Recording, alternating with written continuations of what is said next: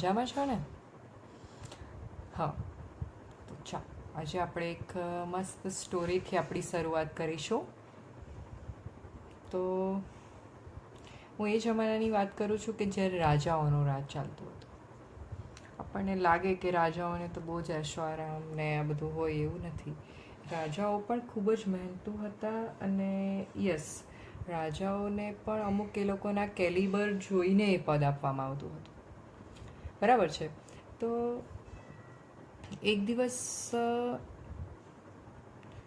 એક ગામ હતું, તેની અંદર શું થયું કે એક નગર હતું, આઈ મીન સોરી, ત્યાં આગળ છે ને તે રાજાએ એક બહુ મોટો પથ્થર રસ્તાની વચ્ચે જ મૂકી દીધેલો. બરાબર. તો ઘણા લોકો એ રસ્તા પરથી પાસ થયા અને રસ્તા પરથી પાસ થતી વખતે રાજાને ગાળ દીધી કે આ શું, ટ્રકવાળો પાસ થાય છે, ત્યાર પછી એક બળદગાડું લઈને પાસ થાય છે, ત્યાર પછી એક માણસ કાર લઈને પાસ થાય છે. બરાબર છે. તો શું થયું કે ભાઈ એ પથ્થર બધા જોઈ છે, રાજાને ગાળ આપે છે કે આટલું બધું એને માનીએ છે, આટલો એ કર ઉઘરાવે છે, એ છતાં આ તો બધું સરખું કરાવતો નથી. છે ને રસ્તામાં મોટો પથ્થર લોકોને કે બધા અમુક લોકો સાઈડમાંથી જતા રહે છે ને. બરાબર. પછી એક શાકભાજી વેચવાવાળો લારીવાળો આવે છે અને તે જોઈ છે એ પથ્થરને. ત્યાર પછી એ સાઈડમાં લારી કરે છે એની અને પથ્થરને સાઈડમાં ખસેડવા માટે પોતાની બધી જ તાકાત લગાવી દે છે અને ફાઇનલી થોડા સમય પછી એ સક્સેસફુલ થાય છે પથ્થરને સાઈડમાં ખસેડી લેવા માટે. ઓકે. તો જેવો એ પથ્થરને ખસેડી લે છે, એક બહુ જ મોટું ત્યાં આગળ એક કવર જેવું હોય છે, જેની અંદર એક લેટર હોય છે અને બહુ બધા સોનાના સિક્કા મળે છે. એ લેટરની અંદર લખેલું હતું કે જે આ પથ્થર ખસેડશે તેને આ રાજા તરફથી ઇનામ છે. ઓકે. તો ઓબ્વિયસ છે કે તમને વાર્તાનો બોધ એક સમજાઈ ગયો હશે. વાર્તાનો બોધ એ છે કે મહેનત કરશો તેને ફળ મળશે. બરાબર. તમને હું સમજાવું. તમારા માર્ક્સ નહીં આવે, કંઈ પણ થશે, તમે શું કહું, આણે બરાબર નહીં ભણાવેલું, આણે આમ કરેલું, વાત જ કર્યા કરેલી, રાઈટ? ના, એ એકચ્યુઅલી સાચા એમ સોલ્યુશન નથી. હું તમને કહું તો ફાઇનલી આ બધા એક્સક્યુઝીસથી તમારા રિઝલ્ટની અંદર જે માર્ક દેખાય છે એ બદલાઈ જવાના નથી. મેઇન વાત તમને કહું તો, રાઈટ? તો તમને એક જ વસ્તુ મારે સમજાવવાની છે કે આ બધું સાઈડમાં મૂકો. ડે ટુ ડે જે ચાલે છે એની નોટ્સ બનાવવાની જ. એ લેક્ચર્સ એકવાર નહીં સમજ પડે તો 2 વાર જોઉં, 2 વાર નહીં તો 3 વાર. 3 વારે નહીં સમજ પડશે એ વસ્તુ શક્ય નથી. અને એ છતાં હા, એમાંથી કંઈક નહીં સમજ પડે એવું બની શકે તો તમારે અમને કોન્ટેક્ટ કરવાનો છે.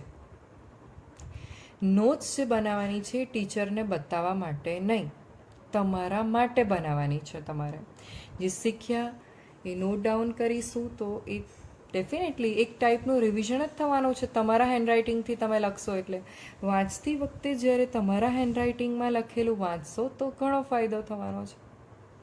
બરાબર છે ને? ઓકે, ચાલો. તો આપણે આપણો લેક્ચર સ્ટાર્ટ કરવા જઈ રહ્યા છે. તો નિયમો 3 આપણે કમ્પ્લીટ કરી દીધા છે.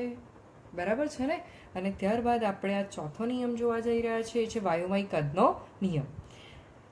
આ નિયમ પ્રમાણે વાયુમય પ્રક્રિયામાં પ્રક્રિયકના કદ અને નિપજો દ્વારા સાદા ગુણોત્તરમાં સંયોજાયેલ હોય છે કે જે સમાન તાપમાને અને દબાણે કદ દ્વારા મળતો ગુણોત્તર સમાન થશે જ થાય છે. એટલે શું કે અહીંયા છે ને સહગુણક 1 ગણો, અહીંયા પણ સહગુણક 1 ગણી શકો, અહીંયાનો સહગુણક 2 છે. જો આના મોલ 1 અને આના મોલ 1, જો હું આનો વોલ્યુમ એટલે કે આ એક કદ એટલે કે 1 લીટર કહું તો આનો પણ કદ થશે 1 લીટર જ. આ 1 મોલ તેની સામે જો આ 2 મોલ હોય તો આ 1 લીટરની સામે આ કેટલા લીટર થશે? 2 લીટર. પણ આ નિયમ ક્યારે એપ્લિકેબલ છે? ખાસ ધ્યાન રાખો. સમાન તાપમાને અને દબાણે. ઓકે, સમાન તાપમાને અને દબાણે, તમે એને શોર્ટમાં કેવું છો STP, standard temperature and pressure. કેટલા તાપમાનને સ્ટાન્ડર્ડ ટેમ્પરેચર કહેવાશે? 273 કેલ્વિન. અને કેટલા દબાણને સ્ટાન્ડર્ડ દબાણ કહેવાશે ભાઈ? હા, એ છે 1 બાર. બરાબર ને? ચાલો, તો એવી જ રીતે આ કેટલા કદ? 1 કદ, 3 કદ અને આ 2 કદ. જો તમે આનું કદ જાણતા હોય અને તમને સિચ્યુએશન આપી હોય કે સ્ટાન્ડર્ડ ટેમ્પરેચર એન્ડ પ્રેશર, તો આના કદ જેમ કે સમજો કે 10 લીટર, તો આ કેટલું થશે? 30 લીટર. અને આ કેટલું થશે? 20 લીટર. સિમ્પલ છે. આ નિયમ માત્ર વાયુમય પ્રક્રિયા માટે વપરાય છે. આ બધા વાયુઓ છે, Cl2, H2, N2, H2, NH3, તે મોલ અથવા અણુના કદ સાથે સંબંધિત છે. મેં તમને કીધું એમ મોલ અને કદનો સંબંધ થયો, પરંતુ તે જથ્થા સાથે સંબંધિત નથી. હવે આપણે જોઈશું એવોગેડ્રોનો સિદ્ધાંત. એવોગેડ્રો તો તમને ખ્યાલ જ છે ભાઈ. 1 મોલ બરાબર 6.022 × 1023 પરમાણુઓ, અણુઓ, આયનો, ઇલેક્ટ્રોન, પ્રોટોન અને ન્યુટ્રોન, જે આપનાર કોણ હતા? એવોગેડ્રો. તો સમાન તાપમાને અને દબાણે બધા જ સમાન કદના વાયુઓ એ એક જ ક્રમના અણુઓ ધરાવે છે. બરાબર છે? એટલે કે V proportional to N. જેના કદ સરખા તેના મોલ સરખા, પણ ક્યારે? સમાન તાપમાન અને દબાણની પરિસ્થિતિમાં. બરાબર છે? જ્યારે અહીંયા ગેલ્યુસેકે શું કીધું છે? જેના શું કીધેલું છે? જો સમાન કદ, V proportional to N. બરાબર છે? અહીંયા શું કીધું છે? પ્રક્રિયકના કદ અને નિપજો દ્વારા સાદા ગુણોત્તરમાં સંયોજાયેલ હોય છે.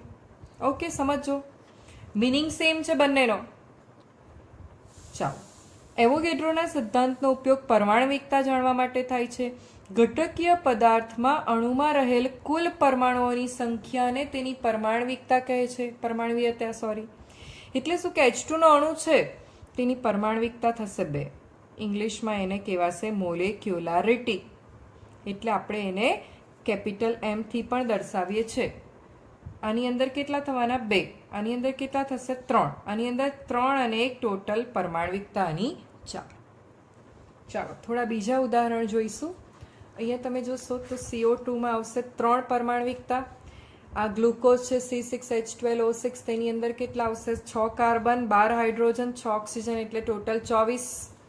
આ સુક્રોઝ, ખાંડ, તેમાં 45 છે, KMnO4 માં 6 છે. હવે નેક્સ્ટ છે મોહરનો ક્ષાર. ક્વેશ્ચન આવી રીતના આવે, એટલે કે આ સૂત્ર આપ્યું હશે નહીં અને તમારે પરમાણવિકતા ગણવાની છે, તો તમને આ ક્ષારનું સૂત્ર આવડવું જોઈએ કે FeSO4 NH4 twice SO4 into 6H2O. તો 2 ને 1 3, 6 તાલી 18. ઓકે, ત્યારબાદ અહીંયા ગણો 4 5, 4 દુ 8 અને આ 2 10. સમજાય છે ને? ટોટલ આ 4 ને 1 5, 5 દુ 10 એમ ગણો તો પણ ચાલે. એક આખો Fe આયરન, F અને E ને એવું નહીં, Fe આયરન એ તમને ખ્યાલ જ છે કે સંજ્ઞા એના માટે વપરાય છે. 4 5 અને આ 6, આનો સરવાળો કરશો એટલે આપણને આ મળશે. ત્યાર પછી છે પોટેશ એલમ. પોટેશ એલમમાં તમે ગણશો તો 96 થશે. આ રીતે જ ગણવાનું રહેશે. આ 2 ને 1 3, 24 તાલી 72, તો આ થઈ જશે. ત્યારબાદ આ ગણો. સેમ વસ્તુ અહીંયા તમને આપ્યું છે અને આની પરમાણવિકતા તમારે ગણવાની રહેશે હોમવર્કમાં.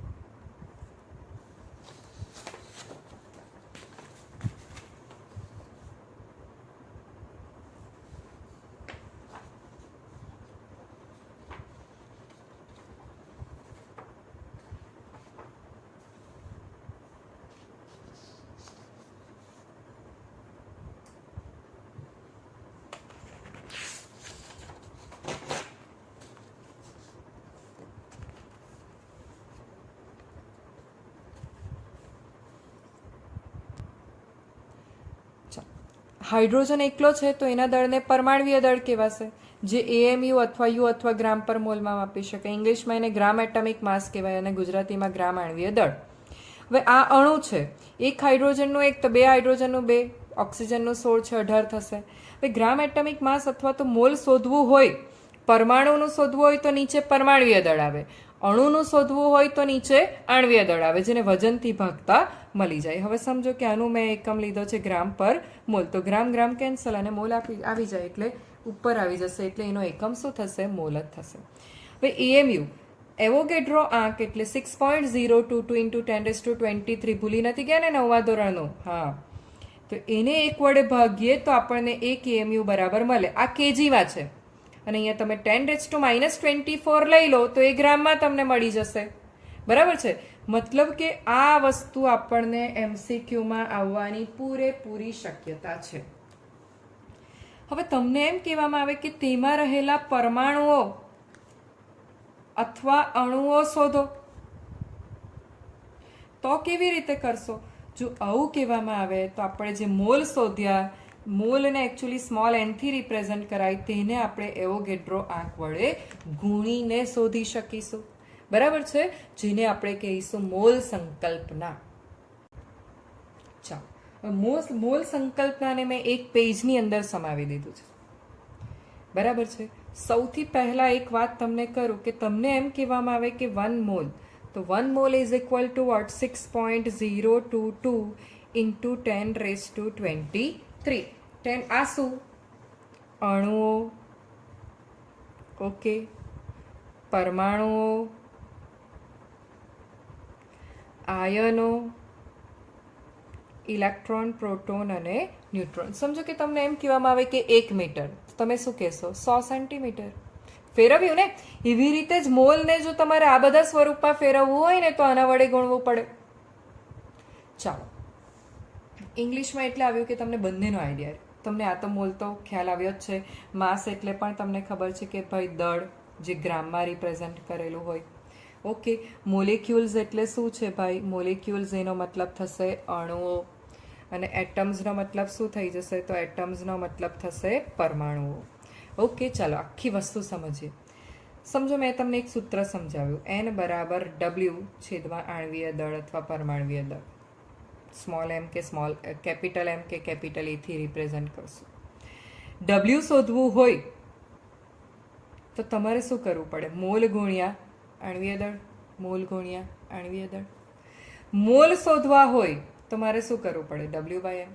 તો W જાણું છું અને એને m થી જો ભાગી દઈશ તો મને મોલ મળી જશે. હું મોલ જાણું છું, જો પ્રતિવર્તી સંજ્ઞા કરેલી છે, મોલ જાણું છું અને m થી ગુણી દઈશ તો મને માસ મળી જશે.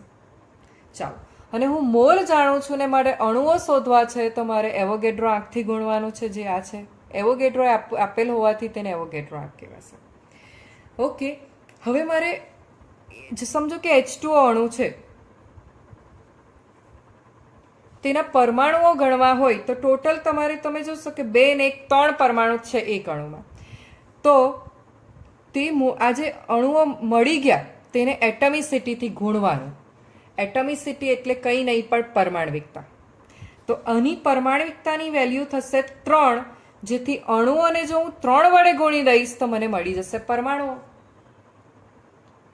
ઓકે, હવે જો કે મોલ જાણતી હોય તો હું આયનો શોધી શકું છું. સેમ અણુઓને આયનથી ગુણીને. સમજો કે NaCl ના આયનો શોધવા હોય તો એમાં એક Na+ ને એક Cl- એટલે 2 થી ગુણવાનું મારે અણુઓને. ઇલેક્ટ્રોન, પ્રોટોન અને ન્યુટ્રોન. એક વાત કરું તમને, કાર્બન છે, કાર્બનમાં પરમાણુ ક્રમાંક 6. પરમાણુ ક્રમાંક 6 એટલે કે 6 ઇલેક્ટ્રોન 6 પ્રોટોન. તો અણુઓ જો મળી જાય મને તો મારે એને 6 થી ગુણવાનું, તો ઇલેક્ટ્રોન બી મળી જશે. 6 થી ગુણીશ એટલે પ્રોટોન મળી જશે. અને ન્યુટ્રોન જો જાણતા હોઈએ તો ન્યુટ્રોન પણ સેમ અણુ અને ન્યુટ્રોન વડે ગુણતા આપણે શોધી શકીશું. તો ભાઈ એક જ પેજની અંદર બધું આવી ગયું છે. બરાબર છે? ચાલો મારી પાસે 3 ક્વેશ્ચન છે અહીંયા રેડી.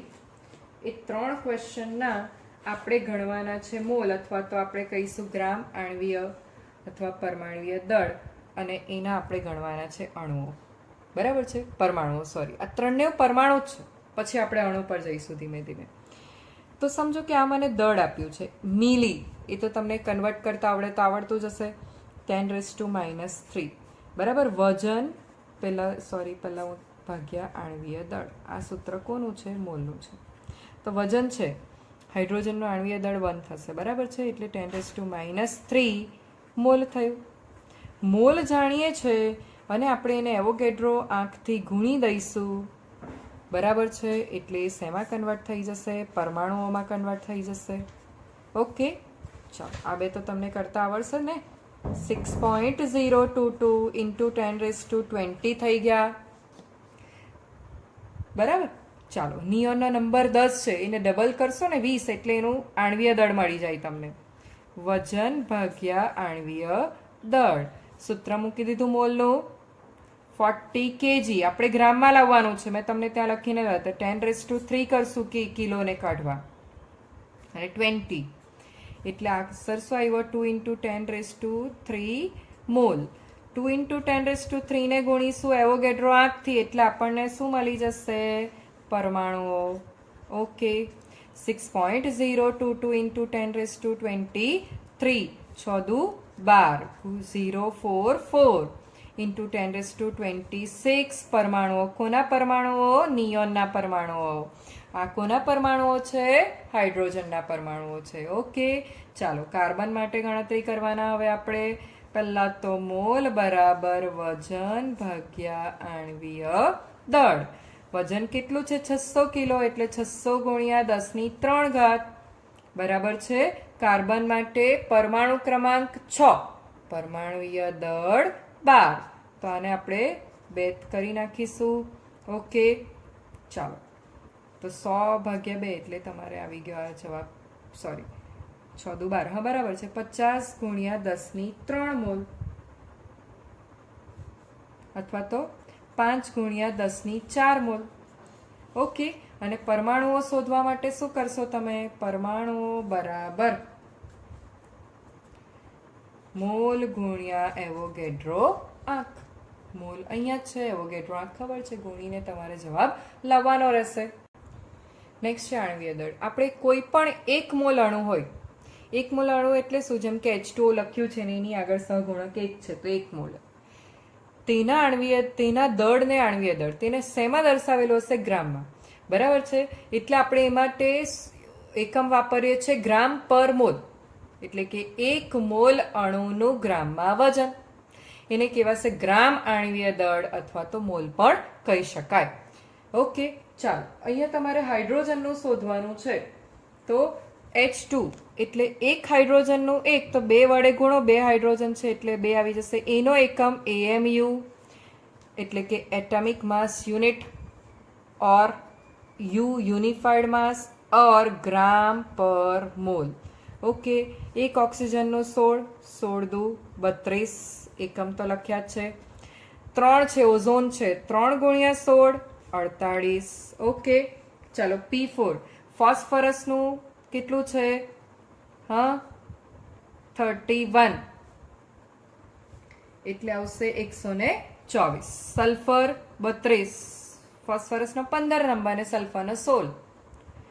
8 આની શું થઈ? પરમાણવિકતા. અણુમાં રહેલા પરમાણુની સંખ્યા 2 છે, 2 છે, 3, 4 અને 8. ગુણશો એટલે જવાબ મળી જશે. ચાલો, હવે આવું હોય 2 થી વધારે તો કંઈ નહીં. 6 બ્રેકેટમાં કાર્બન, 12 બ્રેકેટમાં હાઇડ્રોજન, 6 બ્રેકેટમાં ઓક્સિજન. એટલે કે 6 કાર્બન, 1 કાર્બનનું 12, તો 6 કાર્બનનું 72. હાઇડ્રોજન, 1 હાઇડ્રોજનનું 1, તો 12 હાઇડ્રોજનનું 12. 1 ઓક્સિજનનું 16, તો 16 × 96. આ રીતે તમે 93 શોધી કાઢો અને પછી સરવાળો, 180 થઈ જશે, બરાબર. ચાલો, એવી રીતે તમને હું આ 3 હોમવર્કમાં આપું છું. જો હું લખી આપું છું હમણાં, તો પોટેશિયમનું 39. જો મેંગેનીઝ અને આયરન સાથે યાદ રાખજો. મેંગેનીઝ 55 છે અને આયરન 56 છે. મને ખબર છે કે આમાં આયરન નથી, ખાલી યાદ રાખવા માટે જણાવું છું. સલ્ફર 32, બાકીના હાઇડ્રોજન ઓક્સિજનનું તમને આવડે છે, અહીંયા બધા જ આવડે છે. ફોસ્ફરસ 31. ઓકે.